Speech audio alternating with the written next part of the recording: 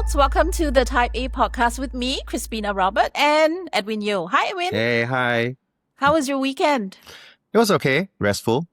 Restful. Yeah. Good. Okay, so today we are going to talk about the media. You know, something you and I talk about all the freaking time. All the time. Yeah. Yes. Okay, but before I introduce our guest today, I wanted to ask you, I actually don't know what your reading habits are. Tell me, what's the first thing you read in the morning, like your news consumption? Like today, nowadays. Yeah, nowadays, any day. I mean, it's completely changed, obviously, over the last 10 years or so, where all my news just come from like the Google News feed and whatever notifications that I actually get from the publications that I subscribe to. So I guess in Singapore, it's very typical, right? It's CNA, Straits Times, and things like that as well, which kind of just pops up in my feed. These days, however, I get a lot of my news from Perplexity. Which also notifies me, you know, based on my interest, which is a lot of finance these days, for example, and tech as well. So I guess that's become my, I guess in the old days, the habits was, you know, you sit down and have a coffee and open up your newspaper. I guess today, you just open up your phone and see what actually pops up in your phone. Oh my God. Can I tell you, I'm still doing the old days thing, which is, I subscribe to the print edition of Straits Times. Yeah, you're still keeping our former employers alive. Yes, I support the journalism because my friends are there too. Okay, but welcome everyone. And today we have a special guest. Joining us is Miss Gina Chua. She is an executive editor at the US media outlet Semafor. Now, Gina has a dream CV for a journalist. She was executive editor at Reuters, editor-in-chief at South China Morning Post, deputy managing editor at the Wall Street Journal. And here's the thing, she was born in Singapore. Hi, Gina. Hi. Thanks for coming on. Thanks for having me. Glad to be here. Okay, so Gina, you're calling from New York. I am. It's freezing cold here in the middle of the night. Oh dear. Thank you so much for joining us. Yeah. So Gina, tell us, our listeners, a little bit more about Semafor. It's one of the few, I think, media startups which has been successful. I mean, it's making money. Yeah, no, we're 3 years old. We broke even, which, you know, is a feat all by itself. We're not the only ones. I mean, other startups have broken even. I think Axios broke even recently, and I'm not sure about Politico, but I think, you know, everybody, there's a number of startups that have trended well. And, you know, part of that is just that, you know, we could start and not be saddled with some of the legacy costs. We could, you know, we could walk into the media landscape and just sort of survey it and figure out what lane we're going to play in. Whereas, you know, a lot of legacy news organizations, you know, have their old customers that they need to take care of, new customers that they want to get to, and they're sort of caught a little bit in between. So Semafor, you know, was an idea that Ben Smith and Justin Smith, no relationship. Ben is the former editor-in-chief of BuzzFeed, former New York Times correspondent. Justin was the former CEO of Bloomberg Media, former CEO of The Atlantic, International Herald Tribune, long career as a media executive. And the two of them got together and sort of thought about how they could create a new news organization for this moment. And, you know, so far it's going pretty well.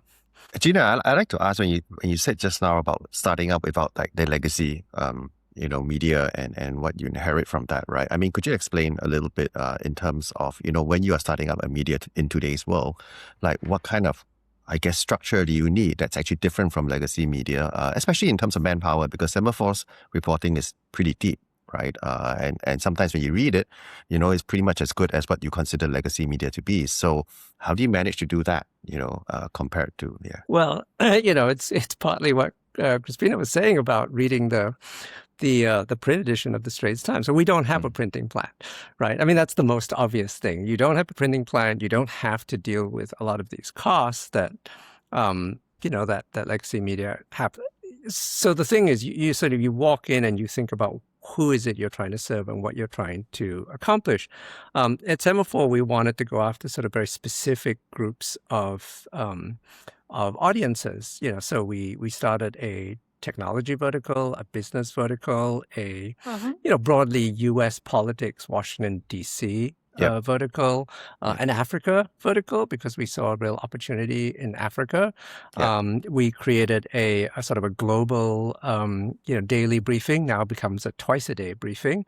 Yep. We did media, so a couple of things. But what it allowed us to do was go in and sort of target specific niches very carefully.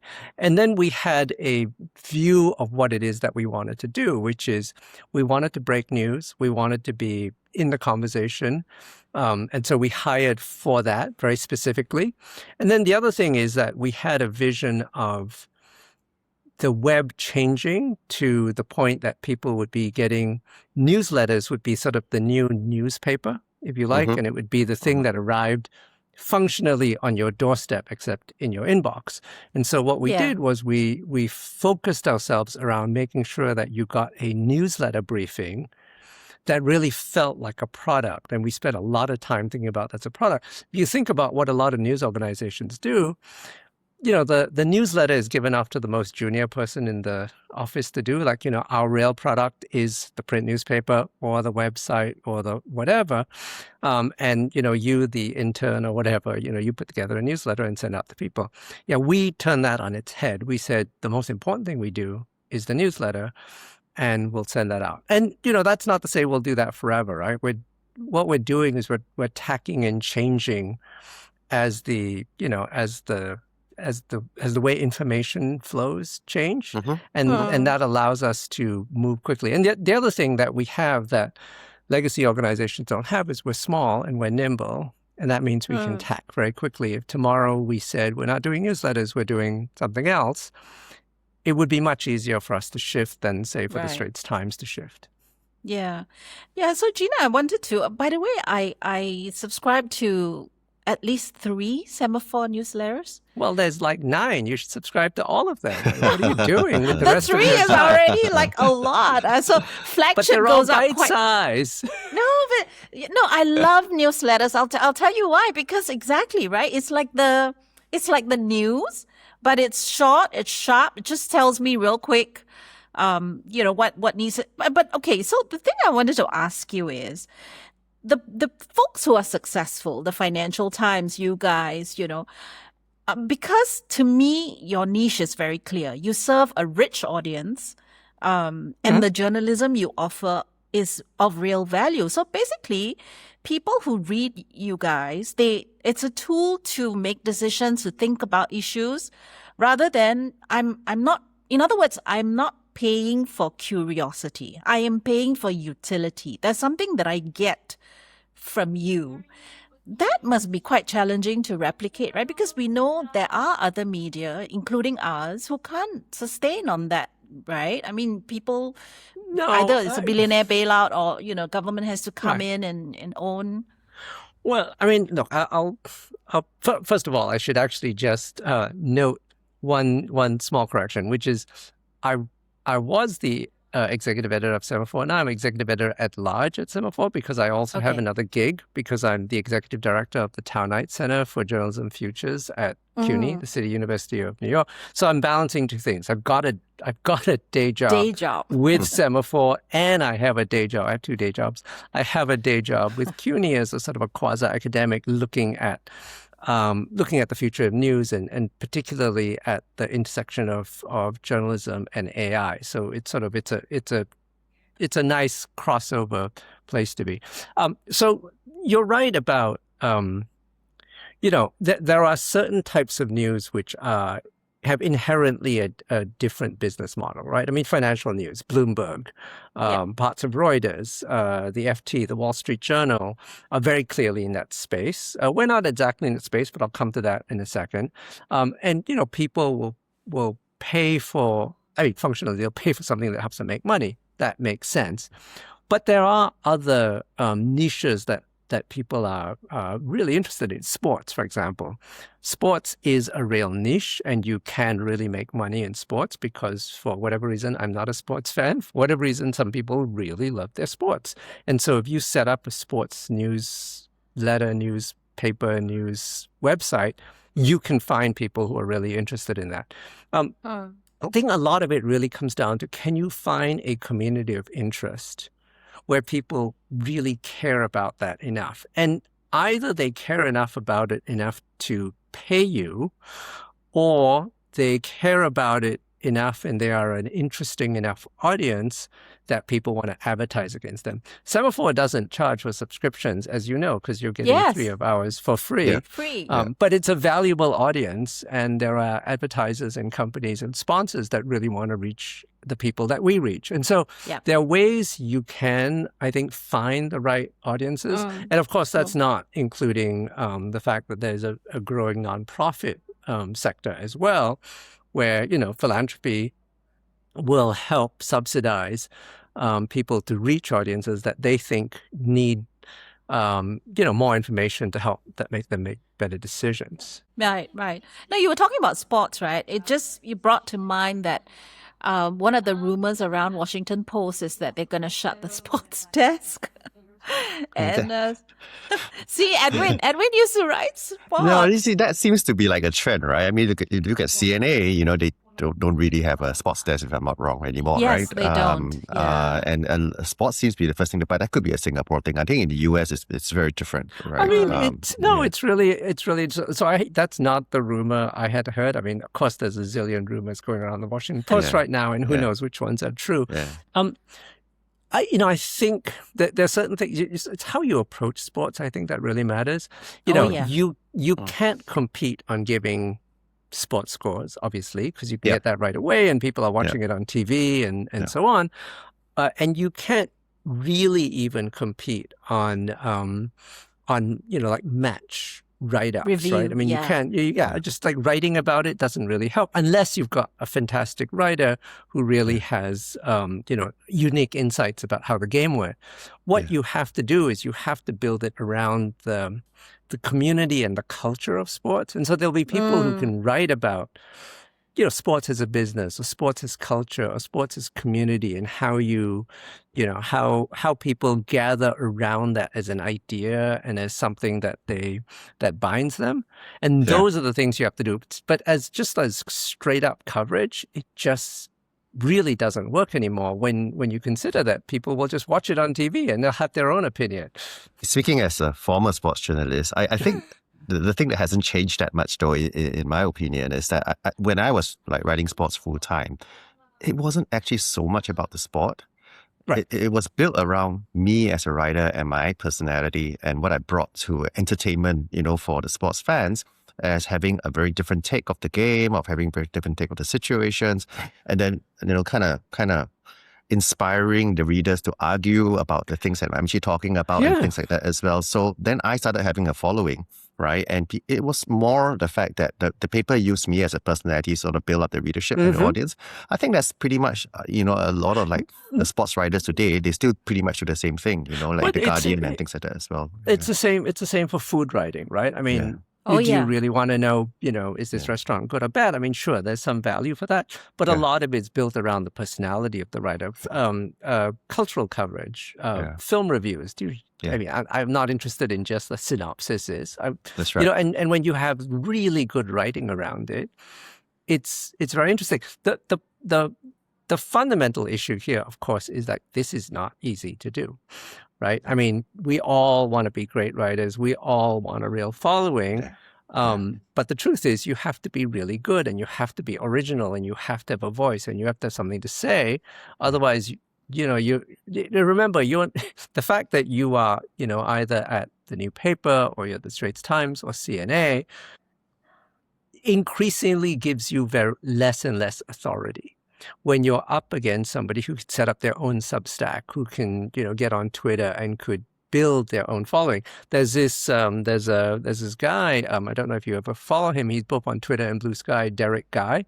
He writes fantastically about menswear, and he has this encyclopedic knowledge of, how did suits get made this way, or why are shoes like this, and so on. And he has an opinion on, he'll talk about celebrities and how they're dressed and so on.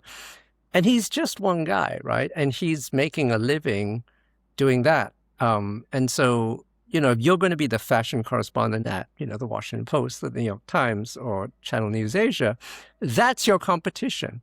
And the fact that you work at one of these mainstream places, the only thing you get out of that is distribution. Everything else you have to earn yourself.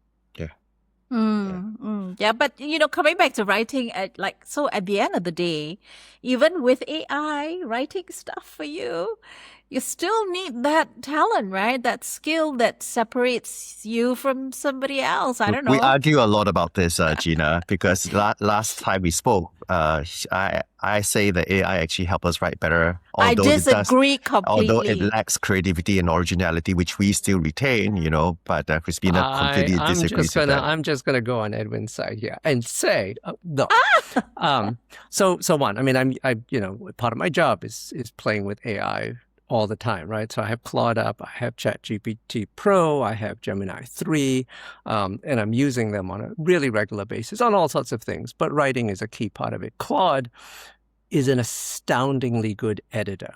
It will help you refine your writing. Does it write well? It has flashes of brilliance, but it's functionally a very I don't know what the right word is. It's a workaday writer. That's right. ChatGPT is even worse. Gemini is formulaic. But if you put a piece into Claude and you say, tell me the structural weaknesses and strengths of this piece, or if you do like what I've done, which is essentially build some bots, some custom artifacts is what they're called with Claude, to analyze your writing, you'll get much better. And I've been working with Claude quite a lot, and you get sort of very deep, very smart editing. I would argue that working with Claude as an editing, writing partner is better than 60% of the humans I've ever worked with. No way. And I've worked with some really good humans. Crispina is still trying to fight this AI revolution. No. It's just so much better. It really is. It's very good. It really is? Okay, so I really need to work on that. Yeah. Gina, I think you've actually said this quite a bit, and we want to come back to AI, obviously, because, our pod is actually really about tech. You said you're not in the business of, I guess, helping journalists survive, right? No, it's not exactly what I said. I'll give you the quote exactly. The quote is, I'll show up at some panel somewhere, and this has happened more than a few times, and someone will say, what about the jobs? And like, how do we make sure we don't lose the jobs? And my answer is, we, the industry, we are not in the business of saving journalists' jobs. We are not technically really even in the business of saving journalism as a craft. We're in the business of trying to save public interest information.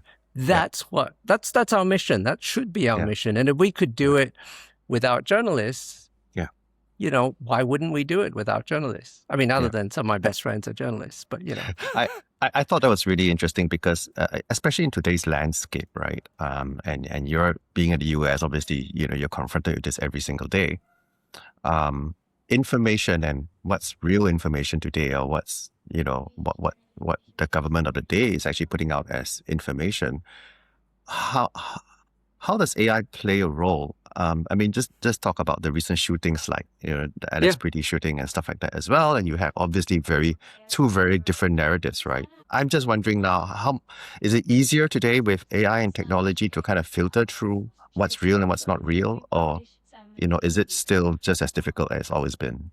No, I mean it's there are opportunities and there are tons of risks. The clearest, biggest problem we have in an AI world is that there's just so much more, not just misinformation and, and sort of deep fakes and so on, which are a real issue. But I think the other part of the AI world, which we don't spend enough time talking about, is that there is a ton of targeted persuasion, right? And targeted persuasion is I can make an argument to you about something. If I know what your blind spots are, what your biases are, what your prejudices are, I can construct an argument that has no factual inaccuracies in it, but I will conveniently leave out some facts. I will emphasize some things, and you will, and look, this is not like this has not been done in the past, right? Politicians have done this. It's just forever. more sophisticated. Yeah. Well, but not only that, I can, if I know enough about the two of you, I can algorithmically create messages that are different for both of you. I can create messages for every individual, and I can do this at scale, and I can do this at speed. So that's the risk with AI, far more in some ways, I think, than the risk of, AI slop or just a ton of misinformation. The flip side of that is that, you can do fact checking at much more speed and much more scale because now you have these tools. You can see how you can create better information that's more targeted at people, and I think that that's actually a useful and a potentially big shift in how information will come to people. Right now, I mean, if you're at the Straits Times, say, and there's an article about let's say a new building development, right? It's one story. It's in the paper. Maybe it's more or less the same story online. But think about it. There's a half dozen different audiences, right? The people that live on that street where the building's going up, they have different interests from people who are potentially investing or people who are looking at the property value of their place. Yep. And with AI systems, we can create 5 or 6 or 7 or 10 or 10,000 versions of that story. And I would argue that in some cases, that will serve the people much better. And having that that targeted information is a way of, I hope, binding them towards the news organization that gives them that and building more loyalty. So it's a very fraught time, and it's a very, I don't know what the right word is. It's a fast evolving landscape. Yeah. But I can see both sides have potentially some advantages and some, horrific outcomes too. Yeah. Now, Gina, I wanted to pick up on the, just going back to that writing thing and how you use AI tools now, right? So for a young journalist starting out today, let's say, what would you suggest? Back when we were journalists, we had nothing like this, right? You have to learn the hard way. The copy editor throws back your copy and says, "What crap is this?" Changes the intro. But that's how we learned. So I know the structure. I know so when I go for an interview or do a profile, I know exactly what to extract and how to work it, right? So I know. So the tools are making it easier. But do you think young reporters these days would, I don't know, take the shortcut? Ooh, now you're sounding like an old person and like kids these days. My goodness. You are old people. Where old people try to navigate this scary new world, right? You are not anywhere as old as I am. Trust me. So I remember when the new paper was formed. That's how old I am. Oh, wow. Okay. No, so look, I mean, yes, the times have changed, right? And I'm sure your elders said "Oh my God, these people, they'll never learn either." And I'm sure my elders said that. It is a challenging time. There's no question, right? I think you have to learn the basics of fact gathering and all that sort of stuff. But I do think that the skill sets are starting to change. There's some things that don't go away, right? I think that the art of asking questions, the art of gathering facts, the art of verification, the ability to bring context and analysis, I think all those things remain true. I think the things that start to change as you think about, we spend a lot of time thinking about the stories we write. How do we put the words together to convey meaning? And, increasingly we're faced with a machine, and I think Ed will agree with me, although you'll disagree with me, Crispina. Increasingly we're faced with a machine that can create narrative. It may not create narrative as well as the best human, but it creates narrative better than, 40, 50% of the population. And, and most journalism is not, soaring great prose. Most journalism is what happened yesterday. And so when you think about that, I think the issue is so what are the core skills? The collection of information, the verification of it, the understanding of what communities care about from an information perspective. I think those things matter. And then I think just on one point that you said about, you go for an interview and you know what you want to come back with because you have an idea what the narrative is you're going to write.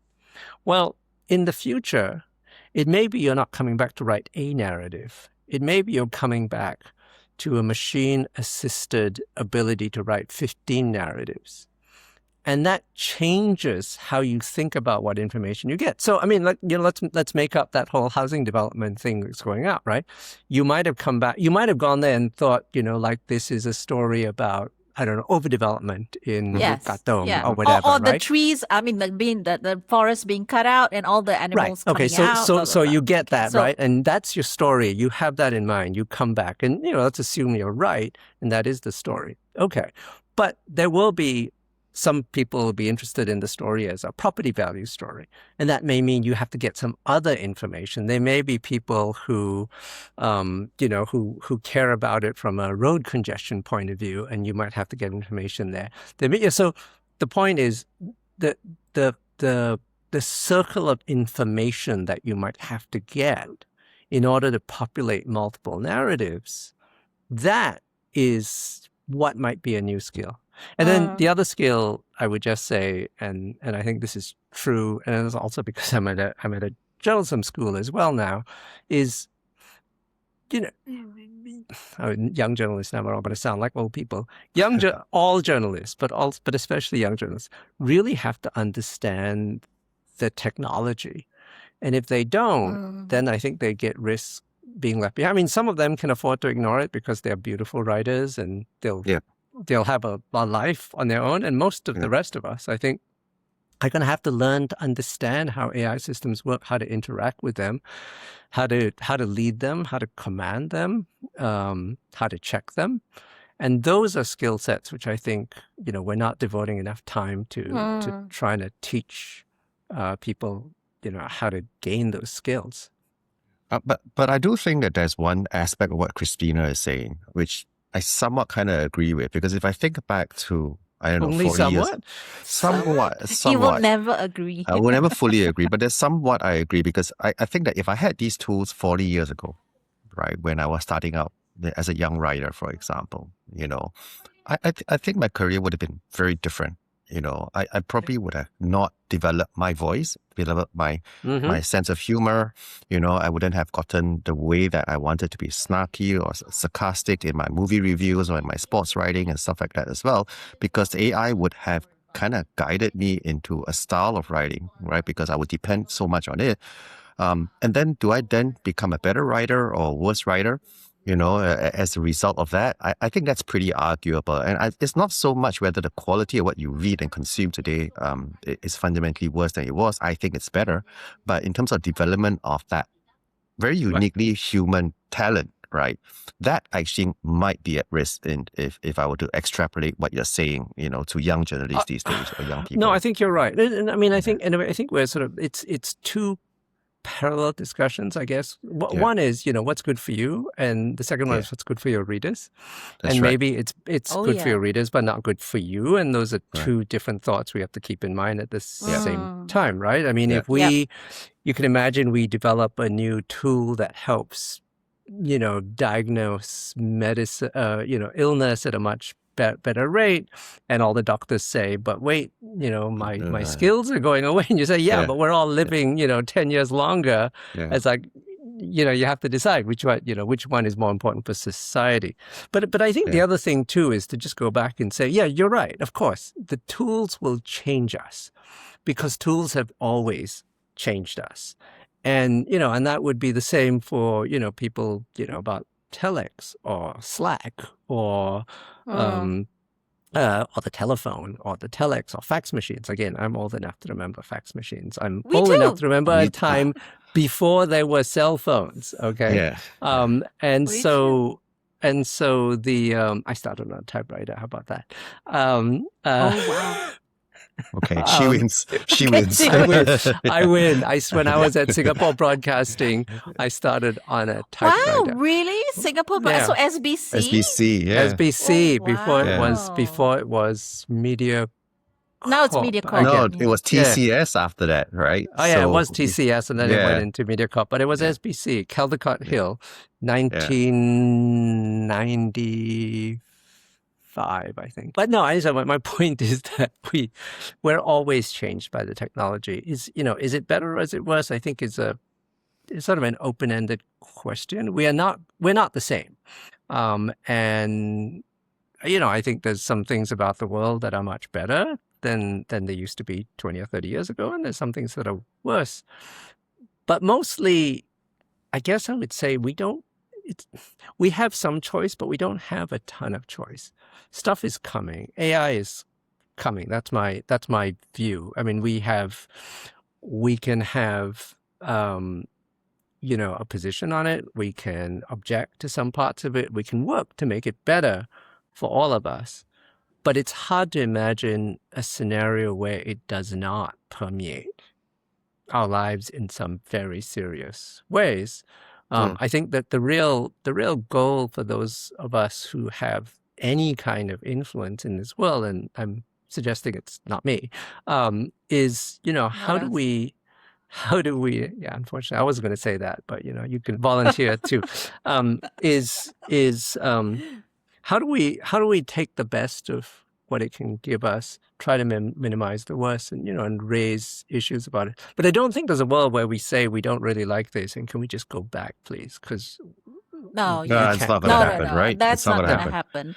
happen. Crispina Yeah. is worried about our jobs, obviously, as everyone is. And wasn't it Bill Gates who just said there's only 3 jobs that will be safe from AI taking it over, right? I think he might be wrong about that because one of the 3 jobs was AI What? programming, right? Uh, And we No, actually said no, no, no, AI no. programming is not safe as well. No, I it's don't not think safe yeah. either. No, but Yeah. I do think there's a space. I mean, look, in my envisioning of where the world goes, and like I'm just making it up like everybody else, right? I think there's 3 types of news that happen in the future. One is, I think, agentic news, which is just news that flows into a system, does something for you, and you don't care about it.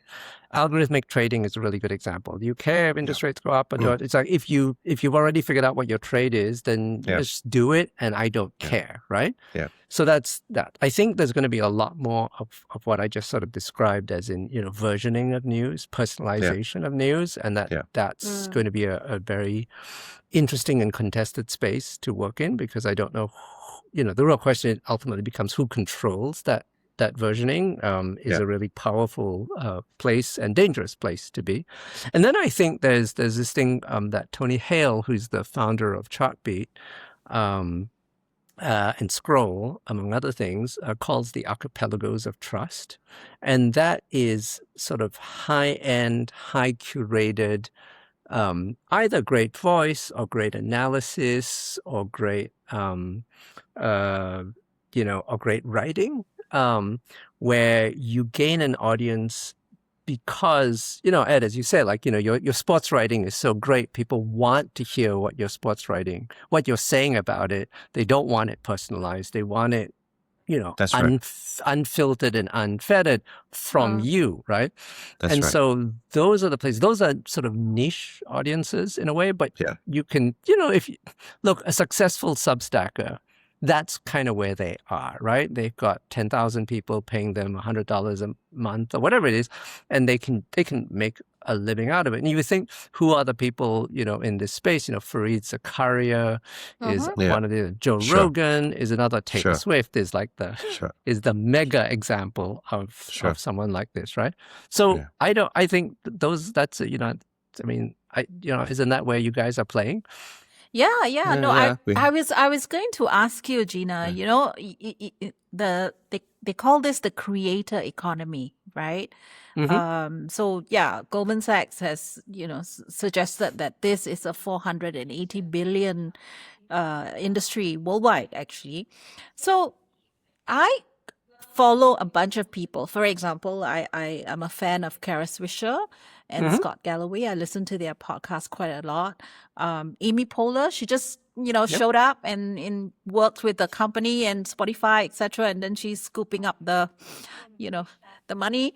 I'm just wondering whether, like legacy media where you have deep resources, where you have, you have money, then you can make money. Or, it's just going to be, a few making money and then the rest of us just struggling to get by. I think the barriers to entry have just dropped dramatically. You have a podcast, right? Back in the day, you wouldn't have a podcast. You'd be, you'd be going around begging people for like, can you please fund me, right? I have a Substack now. I used to have a blog. Now I have a Substack. I don't charge for it, but presumably I could try and build it. So the barrier to entry for all of us to try things has fallen. It's so low as to be essentially not a barrier anymore. So the good news is everyone can try, and the bad news is everyone can try. And the problem there is that it's no longer, you could be the best writer in the world, but if you don't have the marketing skills to build the audience, then you have a problem. And to the extent that you need money to market, unless you are very unless you're a really scrappy, smart marketeer who knows how to hack the systems, and there's some people who've done that. Yeah. You are, you're going to have some trouble. But I do think that the world has shifted to the point where a lot of people have a shot. Obviously, if you have a big name, if you have a big organization, if the New York Times is behind you, you are automatically going to get an audience. If you're a terrible writer, your audience will leave you. But if you're a good writer, you are better off than if you're a good writer with no money and no backing. On the other hand, there's a guy, Isaac Saul, who's created a site called Tangle, where he looks at news from both sides and tries to give you the best argument on both sides. So he's one guy. He set up a Substack. I don't know, I'm not even sure it's a Substack. About 4 or 5 years ago. It's not a huge organization, but he employs about 4 or 5 people now. And, he had, as far as I could tell, no real backing. He's just one slowly guy. build. You need stamina, because this will take you a while to get going. So I don't think it's a world where only, essentially people with resources make it. Right. I think people with resources and talent have a real advantage over people with talent and no resources. But I think the world has always been that way, unfortunately. Yeah. But you would pay for good content creator? I would, and I do. I try to. Yeah. Obviously, none of us are made of money, so we're not going out and buying like everything we want to buy. I think there's 2 different risks involved, right? One risk is that for society's sake, information doesn't become a public good. Information becomes a series of walled gardens, and that if you don't have money, you don't know what's going on. Well, I think that's a problem, right? One of the great things for all of the problems we had with the previous legacy media landscape, one of the great things was for $1 or $2 or $3, you could actually be, pretty well informed. We're more likely moving into a world where it's not $1 or $2 or $3, it's, $20 or $30 or $40 or $50 to be informed. So that's one problem for society, even if it is fine for you and me and various things like that, right? So that's one. And if you care about society, that's one problem.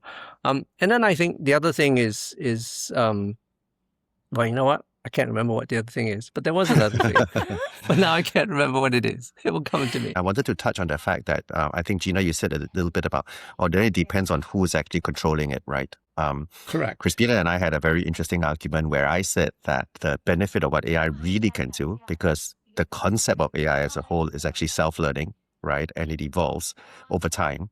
And who's to say that one of the things that the AI may evolve to is to figure out a way that, news and information that's being spread is actually not customized and not kind of having all the biases, right? And saying that's actually better for the world. What's better for the world is put the facts out there as it is, and AI takes over the entire process, remove the human interest from it.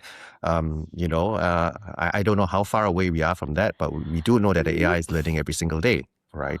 Yeah, and this actually comes back to the point that I do remember now, which is essentially like, we're moving into the world where, information that's available one way or the other, whether it's because I paid to get through the paywall or whether it's because it's out for free, is increasingly going to be scooped up and read by AI systems.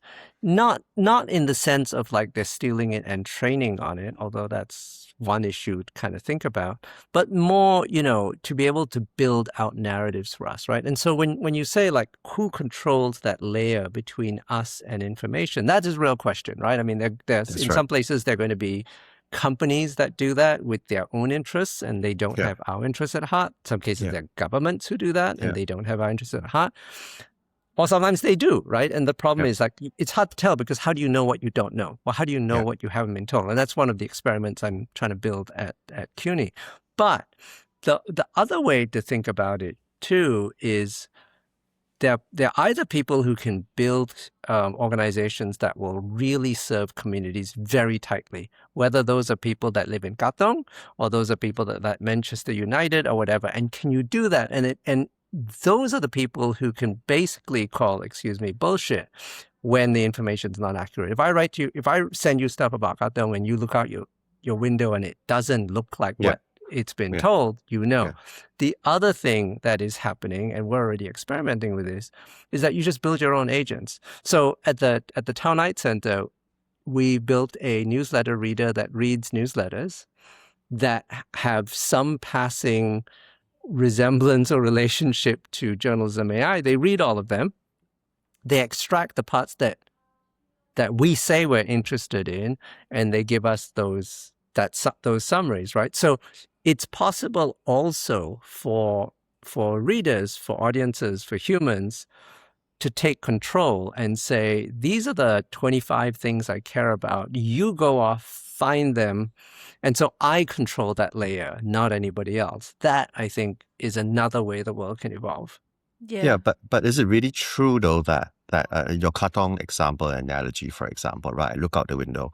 I mean, if I extrapolate that to the Alex Pretty shooting, for example, right? Mhm. And you have multiple angles of the video of the shooting. Everybody sees the same things, right? Everybody sees the same thing, and yet the argument is so polarized based on what your fundamental beliefs actually are, right? And that's the function of information that's been given to you over a sustained period of time, right? If you're Republican, somehow you look at that shooting and you will never believe that it's not justified, right? If you're Democrat, you'll never be right. So I don't know if that whole looking out the window thing, we're actually seeing the same things, No, I mean, it's a really good point. I do think that it's an article of faith, right? That the more local the information is, the more you are prepared to test it for yourself, right? If I tell you it's snowing in New York and you're in Singapore, you'd be like, I don't know.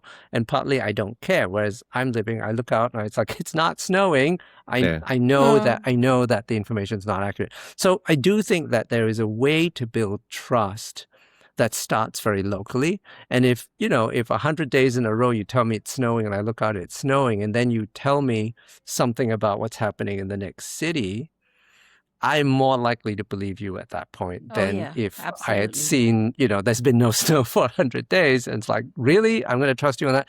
But you're right that we have a fundamental information polarization problem. That is, I don't know whether that's journalism's fault or it's not journalism's fault. I think it is the way that institutions and authority have broken down. And I wish there was, look, I think, sort of in the journalism space, we spend a lot of time thinking like, how could we fix this? When we say, how could we fix this? Mostly what we're saying is like, why don't people believe us? And that's a great thing. Well, exactly. But then of course, you're on one side of the argument, Ed's on the other side of the argument, and you're both saying, please believe us, right? Or please believe me. And that's a potentially, if I don't mean this that way. No, I mean, but in the US, the context is quite important. But the point I take from all of this is that actually whoever controls the information, yes, and has some real power. Has incredible power. And it doesn't have just to be the media people, right? It could be government. No, look, I will just say, right? Look, the people who have controlled information flow have always had power, and that's true in countries Any where age, yeah. information is tightly controlled. It's true in countries where corporate interests can run the news, but always it comes down to a set of things.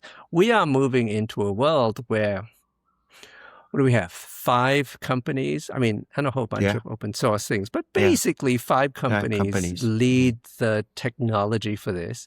And of those 5 companies, 4 of them, or maybe 6 companies, 4 of them are essentially run by one man, and it's a man, not a woman. And they're, and they have shown that they are completely capable of changing their minds at very, with some degree of speed. And that the companies will move with them. And so that's a world that I find to be a somewhat troubling place to be. Previously you could say, like, look, too many corporate interests running newsrooms or whatever it is. And you say, but look, at least there's 100 of them. And you could say at least they're all, or mostly, companies which have boards and, and shareholders and so on. Or, with government, at least you can say, yes, but then maybe there's elections and we can vote them out, or we can, they're responsive to political feedback, right? But now we're in a situation where there are, literally companies that, which ones they are, where there's one person in charge, they're a charismatic leader. They almost always have specific voting rights that, or at least the ability to essentially say, we're doing this today, or we're doing that tomorrow, and the companies will move. And that's a lot of power. We're at this stage where I think AI is the functional equivalent of the Industrial Revolution for brains. Oh, yeah. We totally agree. Yeah. And, and we're going to hit this hockey stick. And again, if you look at the history of the Industrial Revolution, a lot of great things happen. For one thing, life expectancy, functionally doubled over 100 years. But we also had pollution, and we had, sort of poverty, and we had, all kinds of issues. We're going to go through a wrenching time, because the Industrial Revolution, the late 1800s, early 1900s was not an easy time. We had 2 world wars, just for the record. I don't know how this will play out, but this does not promise to be a gentle, smooth, easy, linear ride. This is an exponential ride that will be difficult to predict, and it's gonna be, well, let's just say it's going to be a hell of a ride. Crispina, 3 episodes in, right? We always end on a really dark note with every single person we bring onto the podcast. I swear, it's always depressing towards the end. No one is optimistic about this. I seem to be the only one that says, the AI will take over the world, and we'll all just go on holidays and we don't have to work anymore, and that's great, But, that's what he's trying to sell me, that eventually a bot will just do my work for me. I'm not passive income, just be my robot doing my work, doing my writing. I just meet people and think about who I date, what I eat, right? But anyway, so everyone's so pessimistic about where we're headed. Listen, if you had gone back 150 years and somebody had said to you, you would be working a 5-day week, or a 40-hour week, or a 35-hour week, and you'd be, and you would eat better food, and you would live longer, you would be like, you're nuts, right? And where am I going to be? I'm supposed to be out planting the fields, or making shoes by hand, and dying of disease at 35. And so what is, so maybe Ed's not wrong. Maybe you will be sitting there working a 2-hour week and eating better and whatever. I don't know. I'm almost always right, actually. Yeah. See? Well, there you go. Thank you, Gina. That was a wonderful conversation. Thank you for sharing your insights with us. Thank you. Thank you so much.